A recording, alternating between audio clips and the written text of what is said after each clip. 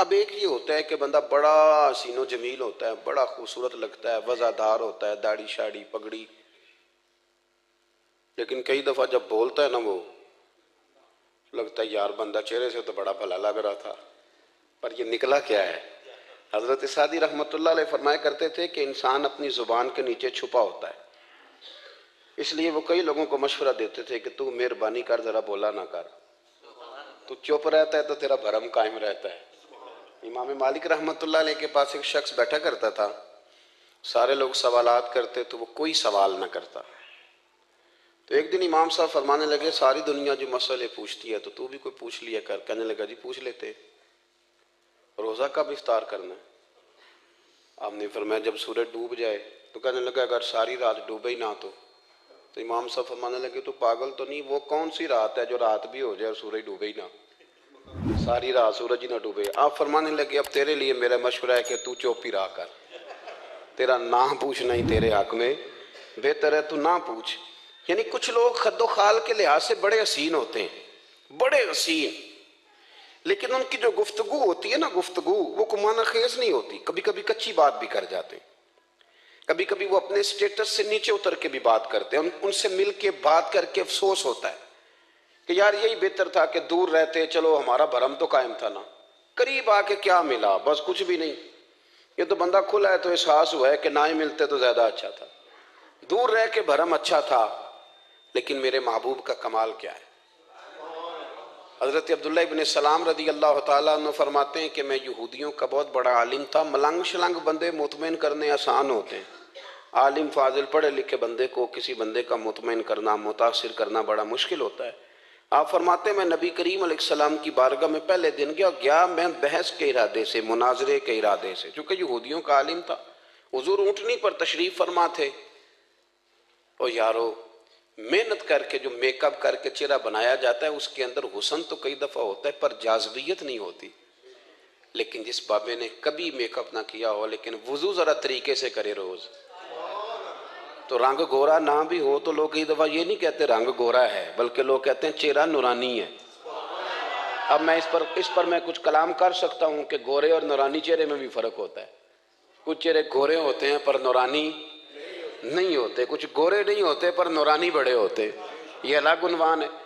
تو حضرت عبداللہ ابن سلام رضی اللہ تعالیٰ عنہ فرمانے لگے جب میں گیا تو حضور اونٹنی پر تشریف فرما تھے، کہتے ہیں سادہ وضو، اور میں دیکھ رہا تھا کہ داڑھی مبارک میں کنگھی بھی نہیں ہوئی تھی، سرکار نے سر پہ سادہ سا امامہ باندھا تھا، حضور اونٹنی پر بیٹھے تھے اور جس اونٹنی پر تشریف فرما تھے اس پہ کجاوا بھی کوئی نہیں تھا، لیکن کہتے دو جملے حضور کی زبان سے نکلے، دو جملے، اور میں ان جملوں کا قیدی ہو گیا۔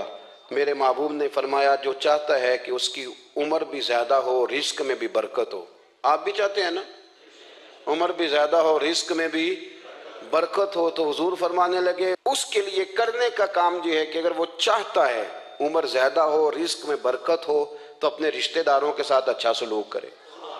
یہ حدیث اگرچہ اپنے انہی الفاظ کے ساتھ مشکات میں موجود ہے، لیکن وہاں حضرت عبداللہ ابن سلام رضی اللہ تعالیٰ عنہ کہتے ہیں کہ وہ کیا مٹھاس تھی لفظوں میں، جملے تھوڑے تھے، بات میں گہرائی بہت زیادہ تھی۔ میں آیا تھا بحث کرنے پر میں آگے بڑھا، حضور کا دست مبارک تھاما اور میں نے عرض کی یا رسول اللہ مجھے کلمہ پڑھا دے، میں مسلمان ہونا چاہتا ہوں۔ ہمارے ہاں لوگ سمجھتے ہیں کہ بہت زیادہ فلسفہ بیان کرنے والا شاید کوئی بڑا پڑھا لکھا بندہ ہوتا ہے، یہ جی نفسیات کا بڑا ماہر ہے جی، اس نے کئی ماسٹر کیے ہوئے ہیں، ایم فل کی ہے، پی ایچ ڈی کی، او خدا کے بندے، نفسیات کا ماہر وہ ہوتا ہے جو سامنے والے کی عقل کے مطابق بات کرنا جانتا ہے، اور اگر تم کہے جی میری بات ہی بڑی مشکل ہے میں کس کو سمجھاؤں، تو آپ یہ پڑھے لکھے نہیں ہیں، آپ ابھی سمجھدار نہیں ہوئے، کلم الناس علی قدر عقولہم، اگر آپ پڑھے لکھے ہوتے تو لوگ آپ کی بات سمجھتے۔ میرے رسول کریم نے کبھی کوئی مشکل بات نہیں کی، کبھی کوئی فلسفہ نہیں بیان کیا، بلکہ تیری نگاہ ناز سے دونوں ہی مراد پا گئے، عقل غیاب جستجو، عشق حضور و اضطراب۔ اقبال کہتے ہیں اگر بڑا عقل مند آدمی ہوتا تھا تو حضور کی بات اس کے دل کو بھی اچھی لگتی تھی، اور اگر کوئی عشق و مستی والا آتا تھا نا کہ میں نے مست ہو کے آنا ہے تو وہ بھی میرے نبی کی باتوں سے مست ہو جایا کرتا تھا۔ دونوں تیری نگاہ ناز سے دونوں مراد پا گئے۔ تو حضور کو بات کرنے کا سلیقہ بھی بڑا شاندار آتا تھا۔ حضرت عائشہ صدیقہ رضی اللہ تعالیٰ عنہ فرماتی ہیں کہ نبی کریم صلی اللہ علیہ وسلم جب بات کرتے تھے تو اتنی دھیمی کرتے تھے، اتنی دھیرے میں کرتے تھے، میں تو چھوٹا آدمی ہوں، کسی بڑے بندے کو نصیحت بھی نہیں کر سکتا، ورنہ میں علماء سے تو نہیں، لیکن جو طالب علم ہیں جن کا خیال ہے کہ شاید اور میرے پاس کچھ سیکھنے آئے ہوئے ہیں مدرسے کے، تو میں ان سے کہتا ہوں کہ وہ کیا خطابت ہوئی جس میں سامنے والے کو سمجھ ہی نہیں آئی آپ نے کیا کہا ہے۔ آپ اتنے جوش میں چلے گئے، کہتا جی وہ میرا عشق بڑا جوان تھا، تو میں نے کہا آپ کا عشق زیادہ جوان تھا کہ رسول پاک کی سنت سے ہی آگے نکل گیا ہے۔ اب ٹھہر ٹھہر کے بات کریں، آپ کی بات اگر سامنے والے کی سمجھ میں نہ آئی تو اس کا معنی کیا ہوا؟ اسی طرح سے ہماری نعت خوانی کا ماحول ہوتا ہے، 6 بندے نعت پڑھ رہے ہوتے ہیں، ایک سپیکر ادھر ہوتا ہے ایک ادھر ہوتا ہے، کوئی سمجھ نہیں آتی یہ کیا کہہ رہے ہیں، اور پھر اس کے ساتھ ساتھ وہ یہ بھی مطالبہ کر رہے ہوتے ہیں کہ ہاتھ بھی کھڑے کرو جنو جنو عشق کے۔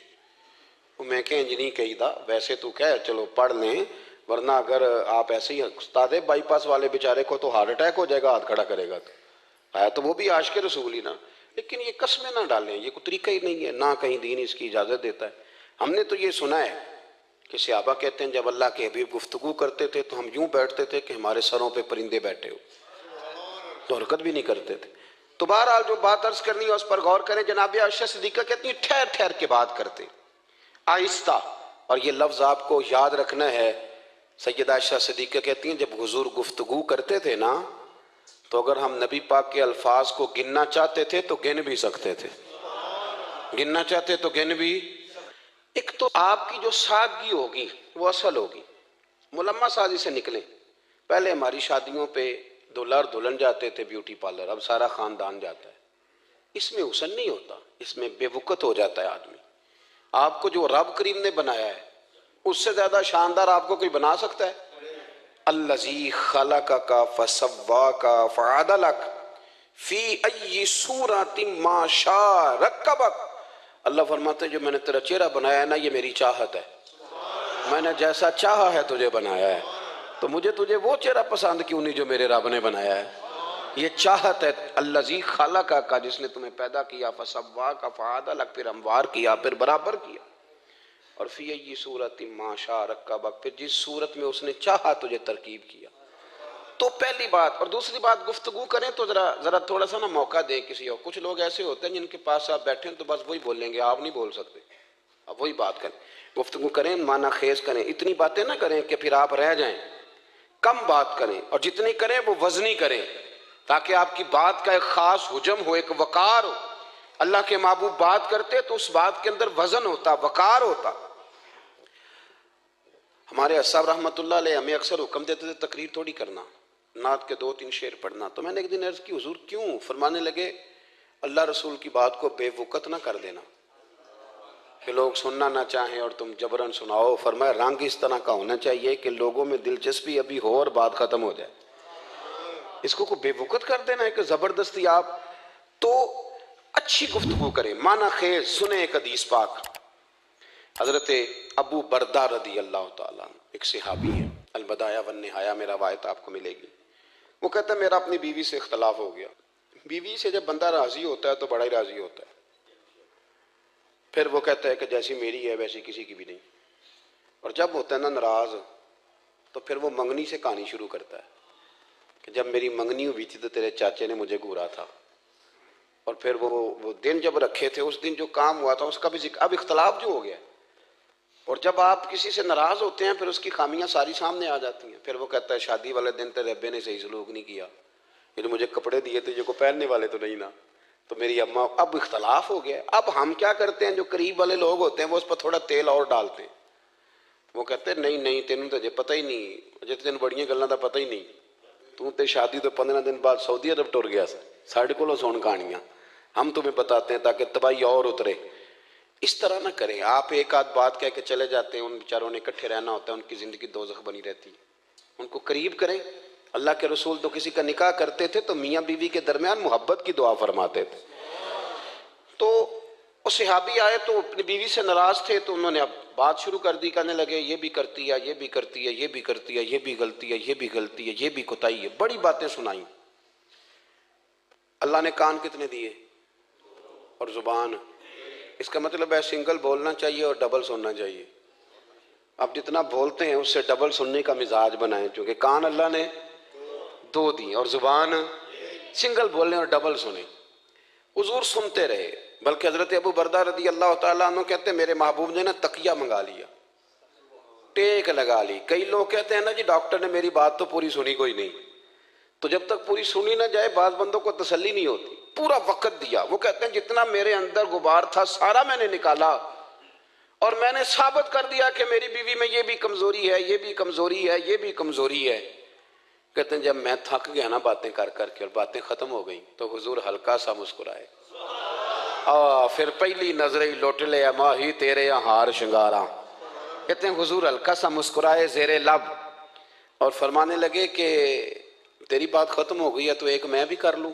تو نبی کریم صلی اللہ تعالیٰ علیہ وسلم فرمانے لگے صرف ایک بات کا جواب دے، صرف ایک، تیرے آگے ہیں یوں دبے لچے فصحا عرب کے بڑے بڑے، کوئی جان منہ میں زبان نہیں بلکہ جسم میں جان نہیں۔ حضور فرمانے لگے یہ بتا کہ تیری بیوی میں ساریاں خامیاں ہی ہیں کہ کوئی خوبی بھی ہے؟ بھائی اتنا جواب دے دے، زیادہ لمبی چوڑی بات نہیں۔ تیری بیوی میں ساریاں خامیاں ہیں۔ اللہ جو بندے بناتا ہے نا تو ایسا کوئی بندہ رب کریم نے نہیں بنایا جس کے اندر اللہ نے کوئی خوبی نہ رکھی ہو۔ یہ الگ بات ہے کہ ہماری اپنی اینک پر مٹی پڑی ہوتی ہے اور ہم سامنے والے کا چہرہ صاف کرتے رہتے ہیں، اپنی اینک نہیں صاف کرتے۔ تو حضرت ابو بردہ رضی اللہ تعالیٰ عنہ فرماتے ہیں جب سرکار نے اس شخص سے یہ بات کہی نا کہ کوئی خوبی بھی ہے تیری بیوی میں، تو کہتے ہیں وہ شخص کہتا ہے میری نا بالکل ایک جملے نے سوچ ہی بدل دی ساری۔ یوں سمجھ لے کہ میں اس روڈ پہ چل رہا تھا، میرے نبی پاک نے مجھے اس والے راستے پہ ڈال دیا، بالکل ساری سوچ، یعنی ایک ہی جملہ لیکن ہر چیز بدل دی سرکار نے۔ حضور فرمانے لگے کوئی خوبی بھی ہے؟ کہتے میں تھوڑی دیر چپ رہا، عرض کی یا رسول اللہ صلی اللہ علیہ وسلم آپ حکم کریں۔ تو حضور فرمانے لگے اپنی بیوی سے کبھی بغض نہ رکھو، اگر تمہیں اس کی خامیاں نظر آئیں تو اس بات پر توجہ کرو جو اس کے اندر خوبی ہو۔ کہتے ہیں میں نے اٹھ کے عرض کی یا رسول اللہ میری بیوی پردے کی بڑی پابند ہے، میری خوابگاہ میں کوئی دوسرا شخص کبھی پیر بھی نہیں رکھ سکتا۔ تو فرمایا جا پھر گھر جا کے بس آج جو سب سے اعلیٰ خوبی تھی وہ تو اللہ نے تیری بیوی کو عطا کی ہوئی ہے، گھر بسا۔ تو ایک تو سرکار کی ظاہری جو اللہ نے آپ کو حسن و جمال دیا تھا وہ بے مثل تھا، گفتگو کا جو ڈھاب اور سلیقہ دیا تھا وہ بے مثل اور بے مثال تھا، اور پھر جو حضور کی ادائیں تھی نا کانا خلقہ القرآن۔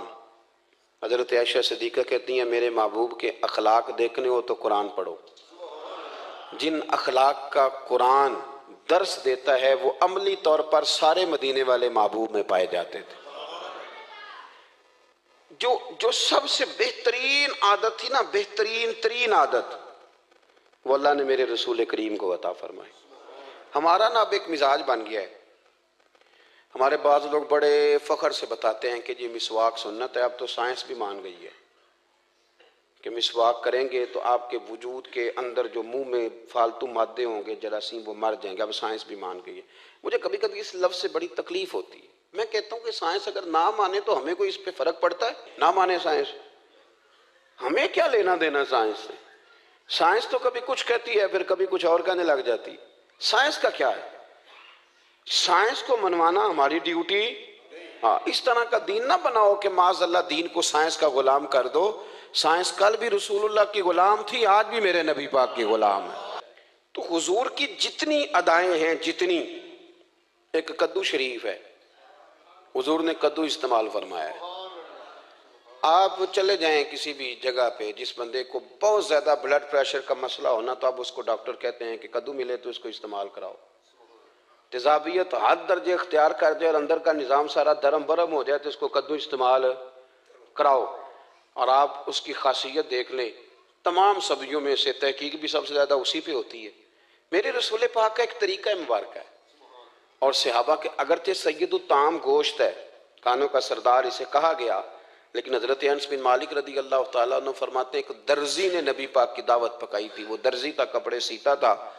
آپ فرماتے ہیں کہ میں حضور کے ساتھ اس دردی کے گھر گیا تو گوشت اور کدو پکا ہوا تھا۔ فرماتے ہیں اگرچہ سردار گوشت ہی ہے پر نبی کریم نے نا گوشت کے ٹکڑے ہٹا کے نا تو اندر سے کدو نکال کے کھایا۔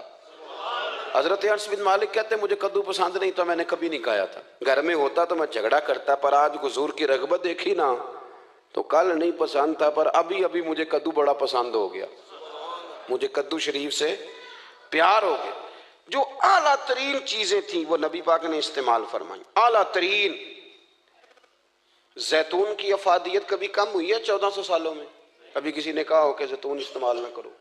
کبھی اس کی افادیت میں؟ یہ امامہ میرے نبی پاک کی سنت ہے، سارے پڑھیے صلی اللہ ہو، حضور کی سنت ہے نا یہ۔ کبھی کوئی بندہ ایسا آپ کو ملا ہو کہ اس نے امامہ باندھا ہو تو کسی نے کہا ہو رہن دے یار تینوں سونا نہیں لگتا؟ بندے سارے سونے تھے نہیں نہ ہوندے، میری بات کی سمجھ آ رہی ہے؟ لیکن امامہ کبھی کوئی آپ کو ملے گا ہی نہیں کہ اس بندے کے مزاج کے ساتھ یہ فٹ یا اس کے چہرے کے ساتھ یہ فٹ۔ اینک آپ لے لیں بازار سے، چھوٹی بھی ملتی ہے بڑی بھی ملتی ہے، کچھ لوگوں کے چہرے پہ کچھ چیزیں نہیں سیٹ ہوتی، فٹ نہیں ہوتی، لیکن یہ سرکار کی چونکہ سنت ہے اور اس کا اعزاز یہ ہے کہ نبی پاک نے فرمایا جمعے والے دن امامہ باندھ کے آیا کرو، جمعے والے دن امامہ باندھ کے آیا کرو۔ جو لوگ جمعے والے دن امامہ باندھ کے آتے ہیں اللہ کے فرشتے ان پر درود بھیجتے ہیں۔ لیکن امامہ شریف ہونا چاہیے، اپنی مرضی کا رومال نہ باندھ لیں، کم از کم 3.5 گز ہو اور ٹوپی کے اوپر باندھا گیا ہو۔ اپنی مرضی کا طریقہ نہیں اختیار کریں، وہ جو شریعت نے حدود بیان کی ہیں اس کے مطابق چلیں۔ میری بات کی سمجھ آ رہی ہے؟ تو جو بات میں نے چھیڑی ہے وہ یہ ہے کہ اللہ کے محبوب رب کریم کی دلیل ہے۔ جتنا کائنات کے اندر حسن کوئی بندہ تلاش کرنا چاہے گا وہ مجبور ہو جائے گا اور اسے دروازہ رسول پہ جانا ہی پڑے گا، اسے نبی پاک کے دروازے پر اسے جانا پڑے۔ ہم کوشش بڑی کرتی ہیں سونے لگنے کی، بڑے بڑے لوگ روپ دھارتے ہیں بیچارے، بڑا کچھ کرتے ہیں، لیکن آپ کو لوگ سونا کہیں گے، نورانی نہیں کہیں گے۔ مجھے بڑی کر لیں، داڑھی روز بنائیں بے شک، لیکن فطرت داڑھی ہے، حسن ناراض ہو گیا۔ اور داڑھی بڑی سمجھدار ہے، کبھی عورت کے منہ پہ نہیں آتی، آتی مرد کے منہ پہ ہے، مرد کے منہ پہ داڑھی آتی۔ چلے میں کوئی بات نہیں کرتا ورنہ میں تو حنفی ہوں، میرے امام صاحب تو اس بندے کی گواہی قبول نہیں کرتے جس نے داڑھی نہ رکھی ہو۔ وہ کہتے ہیں اس کی شہادت کچہری میں قابل قبول نہیں ہے، وہ تو قبول نہیں کرتے اس کی شہادت کو بھی۔ اب چلیں عوام سے ڈرتے ڈرتے کئی دفعہ کچھ باتیں نہیں بتائی جاتی پر باتیں ہیں تو صحیح نا۔ ایک بندے نے داڑھی مڈائی تھی تو جناب عمر نے مدینے سے بھی نکال دیا تھا۔ ان سانو کانے کوئی کہہ گیا کہ چنگی طرح نیک ہوے گا تاں رکھی تے روٹی ادن کھائی ہاں جدن چنگی طرح نیک ہو جائے گا، اس سے پہلے کیوں کھاتے ہو؟ یہ قسم اٹھاؤ کہ پیسے اس دن پکڑنے ہاتھ میں جس دن چنگی طرح نیک ہونا ہے۔ کچھ لوگ کہتے ہیں میں اندر سے ٹھیک نہیں، تو اندر سے ٹھیک ہونا تیری ڈیوٹی نہیں، ظاہر ٹھیک کرنا تیری ڈیوٹی ہے، باطن تو رب کریم اپنی رحمت سے درست فرمایا کرتا ہے۔ تو جو تیرے ذمہ لگایا اللہ نے وہ تو کرنا، جو تیرے اللہ نے ظاہری صورت سے ہوتا کیا ہے، سنو کیا ہوتا ہے۔ ملا رومی نے لکھا ہے حضرت موسیٰ علیہ السلام کے زمانہ مبارکہ میں ایک شخص تھا تو حضرت موسیٰ علیہ السلام کی نقلیں اتارتا تھا، آپ کی طرح لمبا کرتا پہنتا تھا، ہاتھ میں چھڑی پکڑتا تھا، تھوڑا غصے سے بولتا تھا، معاذ اللہ نقل اتارتا تھا۔ تو جناب موسیٰ کلیم اللہ علیہ السلام کی قوم کا جب غلبہ ہوا تو انہوں نے نکال دیا اس کو، تو نقلیں اتارتا ہے، وہ نکل گیا، شہر سے باہر نکال دیا۔ حضرت موسیٰ کلیم کہتے ہیں میں ایک دن کوہ طور پہ گیا ہوا تھا تو رب کریم نے مجھ سے فرمایا کہ فلاں جگہ فلاں درخت کے نیچے میرا ایک دوست انتقال کر گیا ہے، اسے اٹھائیے، غسل دیجیے، کفن دیجیے، جو اس دور کا طریقہ تھا، تدفین کر دیں۔ حضرت کلیم علیہ السلام فرماتے ہیں میں اپنے حواریوں سمیت پہنچا، جب بندے کا چہرہ دیکھا تو حیران ہو گیا، یہ تو نقلیں اتارنے والا ہے، تو نقلیں اتارنے والا ہے۔ پر اللہ کے نبی رب کریم کے حکم کے آگے لا تو لا اللہ نہیں کرتے، یہ نہیں کہتے کہ میری عقل میں نہیں آ رہا۔ اٹھایا، غسل دیا، کفن دیا، تدفین کر دی اس کو۔ جب دفن ہو گیا حضرت موسیٰ علیہ السلام کوہ طور پہ حاضر خدمت ہوئے اور بارگاہ عالی مرتبت میں عرض کرنے کے مالک تو بے نیاز ہے، چارہ سوال تو نہیں، پر اپنی تسلی کے لیے مالک یہ فرمائیے کہ وہ تو نقلیں اتارتا تھا۔ تو رب کریم نے فرمایا موسیٰ بات یہی ہے، پر میں نے اسے نا مرتے وقت ایمان نصیب کر دیا، وہ آپ کا کلمہ پڑھ کے دنیا سے گیا ہے اور توبہ کر کے گیا ہے، تو مالک اتنی کرم نوازی کیوں ہوئی؟ تو رب کریم نے فرمایا موسیٰ جب وہ تیری طرح بن سور کے نکلتا تھا نا، تیری ادائیں اپناتا تھا تو مجھے پیارا ہی بڑا لگتا تھا، وہ پیارا لگتا تھا۔ یارو دیکھو نا ترمذی شریف میں حدیث ہے، میرے رسول پاک علیہ السلام نے فرمایا میرا امتی جب سفید داڑھی لے کے قبر میں جائے گا نا، داڑھی اور وہ بھی سفید، تو رب فرشتوں سے فرمائے گا اسے عذاب نہ دینا، یہ میرے محبوب کی سنت سفید داڑھی لے کے آگے، مجھے شرم آتی ہے اسے عذاب دیتے۔ آپ بات کو سمجھے، کہ یہ حضور کی سنت کا اعزاز جو اللہ کی بارگاہ میں، رب کے حضور جو سنت کا اعزاز، اس لیے کہ کائنات میں سب سے اعلیٰ ترین جو کام تھا وہ کیا ہی میرے مصطفیٰ کریم نے، اعلیٰ ترین عمل نبی پاک کا، اعلیٰ ترین، اور طریقہ مبارکہ میں حسن اور جاذبیت، اور آپ اندازہ کر لیں ہم لوگ پٹری سے اتر جاتے ہیں، مرضی کرتے ہیں، ہمارا مزاج ہے جتنا مرضی کو کہے کہ الکوہل والی خوشبو استعمال نہ کریں، پر ہم کوئی نہ کوئی دلیل نکال کے لے ہی آتے ہیں، لیکن خوشبو اس دور میں بھی اتنی بکتی ہے جس کی حد نہیں، اور لوگ اپنی اپنی ضرورت کے لیے اس کو استعمال ہے۔ ان 1400 سالوں میں، 1450 سالوں میں ایک دفعہ بھی ایسا نہیں ہوا کہ یہ کاروبار کہیں ٹھنڈا ہوا ہو۔ حرم شریف اللہ آپ کو لے جائے تو مسجد نبی میں سونے کی دکان کے ساتھ خوشبو والی دکان ہوتی ہے، یعنی اتنا مہنگا کاروبار ہے کہ جتنا کرایہ سونے کی دکان والا دے رہا ہے اتنا ہی خوشبو کی دکان والا دے رہا ہے، اتنا مہنگا یہ کاروبار ہے۔ ایک دن بھی اس کام کی اہمیت کم نہیں ہوئی، اور رسول کریم نے کیا فرمایا؟ صحابہ کہتے ہیں 3 چیزوں سے کبھی منع نہیں کرتے تھے، کوئی تقیہ دیتا تھا تو قبول کرتے تھے، کوئی بندہ اگر حضور کو دودھ پیش کرتا تھا تو نبی پاک قبول کرتے تھے، اور اگر کوئی شخص حضور کو خوشبو دیتا نا تو حضور جلدی قبول فرماتے تھے۔ یہ مزاج تھا۔ تو جو اعلیٰ ترین چیزیں تھیں ان کو میرے رسول کریم صلی اللہ علیہ وسلم نے کیا، ہمیں کر کے دکھایا۔ ہمارا ظاہری حلیہ، آج بھی اہل عرب لمبا کرتا پہنتے ہیں، آپ لمبا کرتا پہننے حیا کے زیادہ قریب ہے۔ کھلا لباس حضور پسند کرتے تھے، یہ شرم و حیا کے زیادہ قریب ہے، اس کے اندر انسان کا پردہ زیادہ ہے۔ وہ ساری اعلیٰ قسم کی صفات جن سے ایک آدمی متصف ہو سکتا ہے اور اپنے آپ کو سجا سکتا ہے، اپنے معاملات کو ٹھیک کر سکتا ہے، وہ ساری رسول پاک نے ہمیں عطا فرمائی۔ ایک حضور کا طریقہ مبارکہ تھا کہ سامنے والے جتنے لوگ حضور کے دائیں بائیں رہتے تھے ان کا خیال کرتے تھے۔ ہم تو خیال رکھواتے ہیں نا اپنا کہ سارے مل کے میرا خیال، میری عزت نہیں کرتا تو میری، تو میں کہتا ہوں کہ یہ تو یہاں اپنے عزت کی بھیک مانگی ہے یا آپ نے لڑائی کر کے عزت لی ہے۔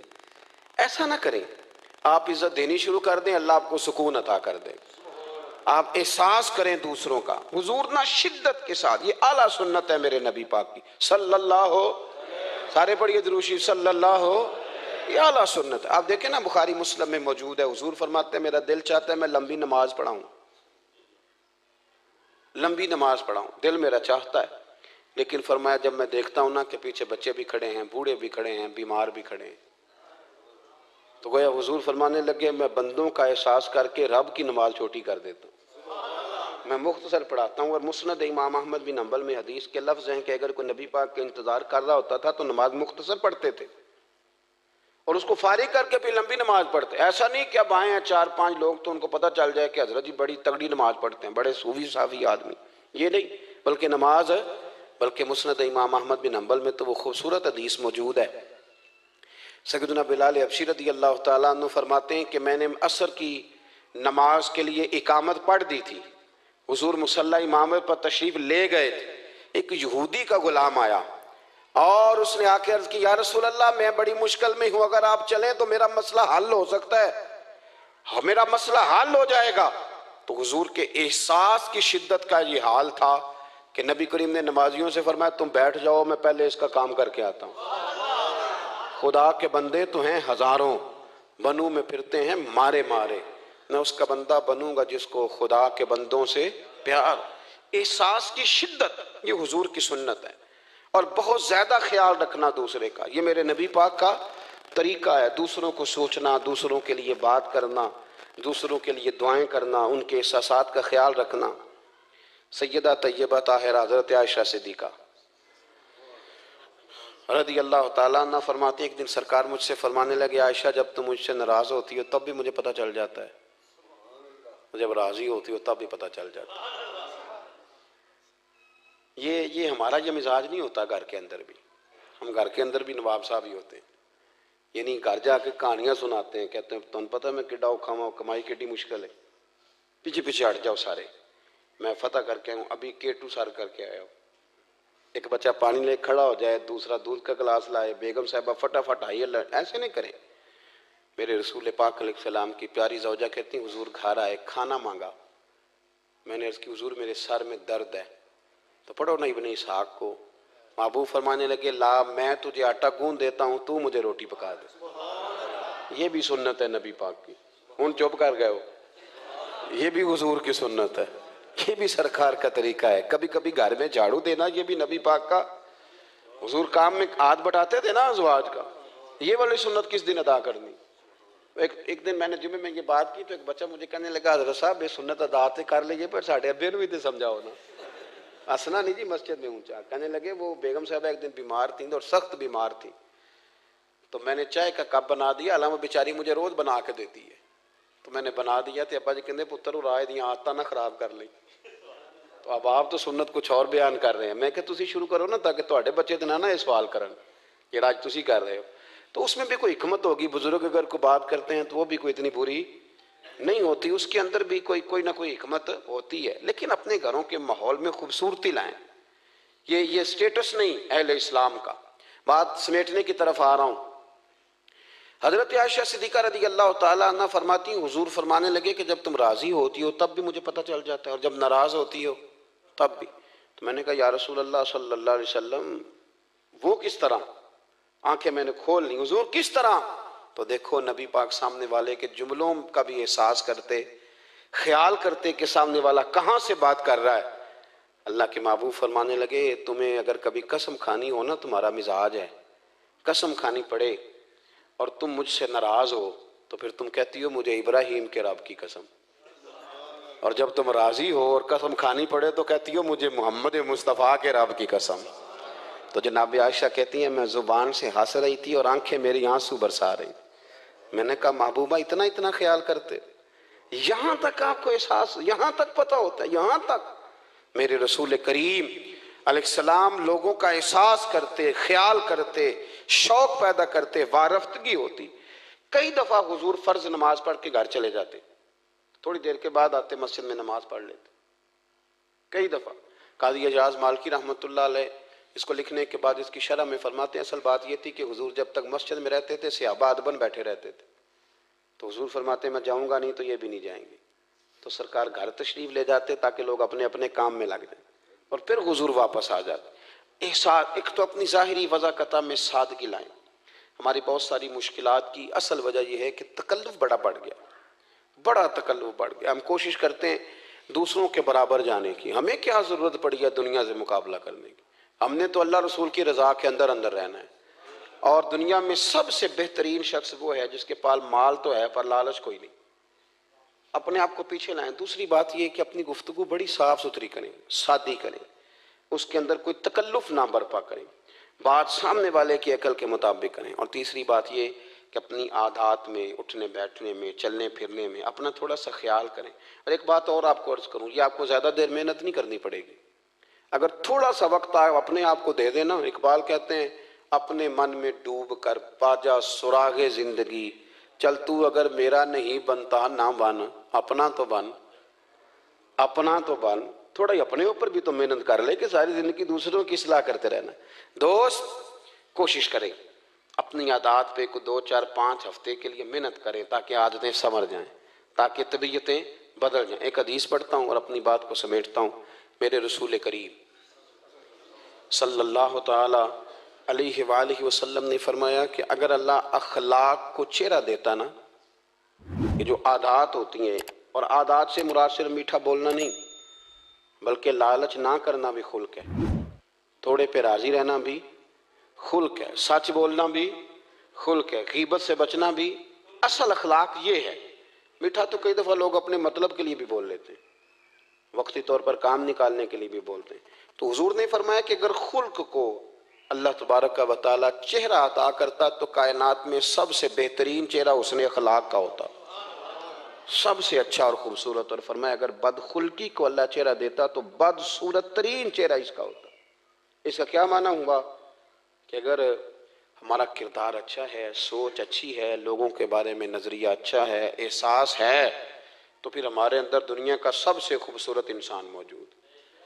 لیکن اگر ہمیں اپنی ذات کے علاوہ شے نظر ہی کوئی نہیں آتی، ہم خود غرض ہیں، جھوٹ بولتے ہیں، غیبت کرتے ہیں، بدنگاہی کرتے ہیں، لوگوں کے بارے میں بدگمانی کرتے ہیں، کسی کو حقیر سمجھتے ہیں، ذات پات کے چنگل میں الجھے ہوئے ہیں، تو پھر ہمارے اندر ایک بدصورت ترین شخص بیٹھا ہے۔ جتنی مرضی کنگھی کریں، جتنا مرضی آپ اپنے آپ کو سنواریں، اندر کی بدصورتیاں جا سکتی نہیں۔ حضرت عبداللہ ابن مبارک بہت بڑے درویش گزرے، عالم بھی تھے، صوفی بھی تھے، درویش بھی تھے، حدیث کے بہت بڑے استاد بھی تھے، اور جو صوفیاء سابقون الاولون ہوئے ان میں آپ کا نام ہے۔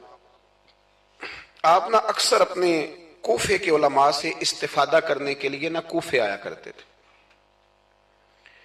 ہر شعبے میں کچھ لوگ اسپیشلسٹ ہوتے ہیں، تو علماء کے شعبے میں بھی کچھ لوگ اسپیشلسٹ ہوتے ہیں۔ یہ الگ بات ہے کہ آج کل جو ایک عمرہ کر رہا ہے وہ مفتی ہوتا ہے، اور اگر حج کر رہا ہے تو پھر تو شیخ الحدیث ہے، وہ کہتا ہے سارے مسئلے اب میں ہی بتاؤں گا، اور دو اردو کی کتابیں پڑھ لے تو پھر تو کہتا ہے مولویوں کی پتہ ہوئے، سارا پتہ تو مجھے۔ اللہ تعالیٰ سمجھنے کی توفیق دے۔ حضرت عبداللہ ابن مبارک جاتے تھے کوفے کے علماء کے پاس، اور وہاں جا کر کے ان سے استفادہ کرتے تھے۔ اب تو ہوٹل بن گئے ہیں، آپ جس ملک میں جس ایریے میں جاتے ہیں ہوٹل بک کر دیا جاتا ہے، اب وہاں قیام کرتے ہیں۔ اس زمانے میں یہ طریقہ نہیں تھا، مسجدوں کے ساتھ لوگوں نے مہمان خانے بنائے ہوئے تھے، وہاں جا کے لوگ قیام کرتے تھے، کھانا پانی مسجد میں لوگوں کو پتہ چلتا تھا مہمان آ گیا، وہاں لوگ کھانا بھیج دیتے تھے۔ حضرت عبداللہ ابن مبارک رحمۃ اللہ علیہ اکثر اس مہمان خانے میں کوفے جا کے رکتے۔ ایک نوجوان تھا، اس کو علماء کی خدمت کا بڑا شوق تھا۔ اللہ کے بندوں کی خدمت کا شوق لگ جائے تو پھر اللہ بڑی رحمت فرمایا کرتا ہے۔ اسے بڑا شوق تھا، وہ بڑی خدمت کرتا، آپ کے لیے کھانا لاتا، پانی لاتا، چائے لاتا، تکیہ پیش کرتا۔ بڑے مہینوں سالوں سے ملاقات رہی۔ پھر ایک دفعہ حضرت عبداللہ ابن مبارک آئے کوفے میں تو پوچھا کہ وہ نوجوان کہاں ہے؟ لوگوں نے عرض کی حضور وہ چھوٹا سا کاروبار کرتا تھا تو اس پہ قرضے چڑھ گئے، جن لوگوں کے پیسے دینے تھے نا وہ بڑے تگڑے لوگ تھے، انہوں نے پرچہ کٹوا دیا، کوتوالے شہر سمجھ لیں کہ ایس ایچ او گرفتار کر کے لے گئے۔ جب تک بندہ سخاوت کر رہا ہوتا ہے تب تک نہیں لوگ پوچھتے کہاں سے آئے ہیں، اور جب بندہ کہیں الجھ جائے نا تو پھر بندے کہتے ہیں اوہو بندہ ہی ٹھیک نہیں تھا۔ بڑے بڑے لوگوں کو نقصان ہو جاتا ہے کاروبار میں، یہ کیا بات ہوئی؟ حضرت عبداللہ ابن مبارک کو پتا چلا، ویسے آج کل کا کوئی پیر ہوتا تو وہ پیر صاحب پتہ کیا کرتے ہیں، جب تک مرید جھاڑو دیتا رہے پھر تو وہ کہتے ہیں میرا منظور نظر ہے، لیکن اگر قرضے چڑھ جائیں تو کہتے ہیں اس کا ذاتی معاملہ ہے، میں ذاتی معاملات میں مداخلت نہیں کرتا۔ تو جب تیرے گھر میں 6 درجن کنوں لے کے آتا تھا تب ذاتی معاملہ نہیں تھا، اب ذاتی معاملہ ہو گیا ہے۔ اسی طرح کام لیڈر کرتے ہیں، کام کراتے رہتے ہیں سیاستدان، اور اگر بندہ الجھ جائے تو کہتے ہیں اس کا ذاتی معاملہ ہے۔ تو جب دفتر کھلوا رہا تھا تب ذاتی معاملہ نہیں تھا۔ ہمارا یہ مزاج ہے کہ ہم طبعاً انسانوں سے نفع لینا چاہتے ہیں، لالچی ہوتے جا رہے ہیں۔ سیدنا عبداللہ ابن مبارک رحمت اللہ تعالیٰ علیہ نے کہا قرضہ چڑھ گیا ہے اور وہ بند ہے جیل میں۔ آپ گئے، جا کے کوتوال سے ایس ایچ او سے ملاقات کی، فرمایا ماجرا کیا ہے، معمہ کیا ہے؟ وہ کہنے لگا حضور بچہ بے قصور ہے، بیچارہ کام کرتا تھا تو اچانک نقصانات ہوئے تو ہوتے ہی گئے۔ انسان جب کامیاب ہوتا ہے تو مٹی کو بھی ہاتھ لگائے تو سونا ہو جاتی، اور جب ناکام ہوتا ہے تو ایسا پھسلتا ہے کہ پھر کسی جگہ اس کا ہاتھ نہیں پڑتا۔ وہ الجھ گیا، حضرت جی الجھتے الجھتے قرضے چڑھ گئے، اور حضرت صاحب جس پارٹی کے پیسے دینے ہیں وہ بڑی سخت ہے، وہ کہتی ہے کہ ہم نہیں چھوڑیں گے۔ حضرت عبداللہ ابن مبارک رحمت اللہ تعالیٰ علیہ فرمانے لگے پیسے کتنے؟ کہنے لگا 50,000 دینار، آپ سمجھ لیں کہ 5 کروڑ روپیہ۔ تو حضرت عبداللہ ابن مبارک، توجہ ہے نا میری بات پہ، تھک تو نہیں گئے آپ لوگ؟ حضرت عبداللہ ابن مبارک رحمت اللہ علیہ فرمانے لگے اگر تو میری ایک شرط پوری کرے تو میں پیسے دے دیتا ہوں۔ میری طرف دیکھیں، کہانی تو نہیں نہ سنا رہا میں، آپ ذرا غور تو کریں کیا کہہ رہا ہوں۔ یعنی 50,000 دینار۔ فون بند کر لیتے ہیں لوگ اگر آپ کو پیسوں کی ضرورت پڑ جائے تو، لوگ فون بند کر لیتے ہیں۔ ویسے کہتے ہیں چودھری کو حکم ہوا تھا 10، اور جب وہ بتا دے پھر چھٹی۔ 50,000 دینار۔ حضرت عبداللہ ابن مبارک رحمت اللہ علیہ فرمانے لگے میری ایک شرط پوری کر، پیسے میں دیتا ہوں۔ اس نے کہا حضور 50,000 دینار ہیں، فرمایا میں نے سن لیا ہے پر میری شرط پوری کر۔ اس نے کہا حضور وہ کیا؟ آپ فرمانے لگے اس نوجوان کو بتانا نہیں اس کے پیسے کس نے دیے، پیسے میں دے دیتا ہوں۔ اس نے کہا حضرت جی اسے نہیں بتانا۔ آپ فرمانے لگے اس کے لیے نہیں دینے، میں نے اللہ کی رضا کے لیے دینے، اور جس رب کے لیے میں نے دینے ہیں اسے بتانا نہیں پڑتا، وہ تو دلوں کے حال جانتا ہے، وہ تو علیم بذات الصدور ہے، لہذا بتانا نہیں۔ اس کو پیسے دے دیے۔ نوجوان نے بڑی منت کی کوتوال کی، یار اتنے بڑے پیسے کوئی دے گیا، کوئی 10 روپے تو نہیں دینا۔ اس محسن کا پتہ بتا، میں تو اس کے پوتوں کی بھی نوکری کروں گا۔ اس نے کہا میں مجبور ہوں، مجھے حکم نہیں، میں نہیں بتا سکتا۔ وقت گزر گیا، وہ کوتوال بھی کہیں تبدیل ہو گیا۔ وہ نوجوان کہتا ہے عبداللہ ابن مبارک بوڑھے ہو گئے، اب گھر میں رہتے ہیں، باہر نہیں آتے، زیادہ ذوف آ گیا، اب جس نے پڑھنا ہے کچھ استفادہ کرنا ہے وہ بھی گھر میں حاضر ہوتا تھا۔ اللہ اکبر۔ وہ نوجوان کہتا ہے جیسے جیسے میری عمر بڑھتی شوق بڑھتا کہ یار میرا محسن مجھے مل جائے، میں اس کے پیر ہی چوم لوں ایک دفعہ۔ اتنا عظیم آدمی۔ اس کے بعد کئی دفعہ حضرت عبداللہ ابن مبارک ملے بھی۔ نوجوان کہتا ہے وہ جب بھی مجھے ملتے میں انہیں کہتا بابا جی نیک تو آپ بھی بڑے ہیں پر بندہ تو وہ تھا نا جو میرے پیسے دے گیا۔ تو وہ فرمایا کرتے چل دعا کرنا اللہ مجھے بھی کوئی کام کرنے کی توفیق دے دے، دعا کر۔ وقت گزر گیا، 15 سال بیت گئے۔ ایک دن وہ کوتوال کہیں رستے میں مل گیا تو اس نوجوان نے نا سر سے پگڑی اتار کے پیروں میں رکھ دی، کہنے لگا تجھے اللہ رسول کا واسطہ، میں کہیں شکریہ ادا کرنے سے پہلے ماری نہ جاؤں، میرے محسن کا پتہ تو بتا دے، ایک دفعہ بتا وہ کون ہے۔ وہ کوتوال کہنے لگا تو نے قسم ہی بڑی دے دی ہے، تجھے واقعی نہیں پتا وہ کون ہے، تو نہیں جانتا؟ کہا نہیں۔ کہنے لگا روز تو ان کی بغل میں بیٹھا ہوتا تھا، بعد میں بھی کئی دفعہ اکٹھے دیکھا۔ کہا کیا مطلب؟ کہنے لگے حضرت عبداللہ ابن مبارک۔ وہ نوجوان کہتا ہے میں اتنا تیز دوڑا کہ پگڑی گر گئی، جوتے ٹوٹ گئے، پیروں میں زخم ہو گئے، پر میں بھاگا کہ میں شکریہ ادا کروں، میری اجرت میری محنت سے زیادہ کیوں ہے، میرے محسن تیرے احسان سے ڈر لگتا ہے۔ کہتے ہیں دوڑا گیا، لیکن قربان جاؤں جب عبداللہ ابن مبارک کے گھر کے باہر پہنچا تو رش لگا ہوا تھا۔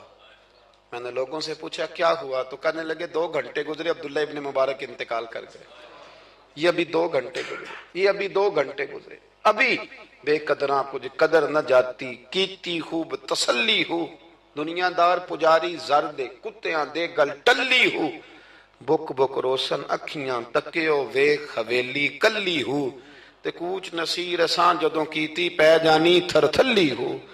دنیا جمع ہو گئی، لوگ رو رہے ہیں۔ وہ نوجوان کہتا ہے کہ میں اندر داخل ہوا تو سفید کفن میں میں نے نورانی چہرے والا بابا لیٹے ہوئے دیکھا، اور میں نے پھر اپنی داڑھی ان کے پیروں میں رکھی اور میں نے کہا بابا آپ نے تہجدیں کتنی پڑھی آپ جانے اور آپ کا رب جانے، قرآن کتنے ختم کی آپ جانے اور اللہ جانے، کتنے لوگوں کو علم حدیث دیا آپ جانے اور آپ کا رب جانے، پر جو آپ نے میرے ساتھ کیا ہے نا، مجھے امید ہے اس ایک نیکی کی برکت سے ہی رب آپ کو جنت عطا کر دے۔ یارو کوئی کام کرنا بھی تو اسے دکھا لینا، اس پر اس قدر زیادہ تشریف رکھیں جی، اللہ خوش رکھے آپ کو۔ میں تو خدمت تھوڑی کرانے آیا ہوں، اللہ آپ کو بہت ساری عزتوں سے نواز، میری خدمت اتنی ہے کہ آپ میری کوئی ایک بات سمجھ جائیں، اللہ آپ کو جزائے خیر دے۔ عزیز دوست، اگر مزاج میں خلوص ہو، دیکھیں نا بیوی کو آپ سارا خرچہ دیں، اس کی ہر بات مانے، لیکن اسے پتہ چل جائے کہ میرے ساتھ مخلص نہیں، کہیں اور بھی اس کی نظر ہے تو گھر بستا ہے۔ اور اگر خامد کو پتہ چل جائے کہ کپڑے بھی وقت پہ دھو کے دیتی ہے، روٹی بھی ٹائم پہ پکاتی ہے، لیکن میرے ساتھ مخلص نہیں، تو گھر چلتا ہے؟ اخلاص نہ ہو تو گھر نہیں چلتا، تو پورا دین کیسے چلے گا؟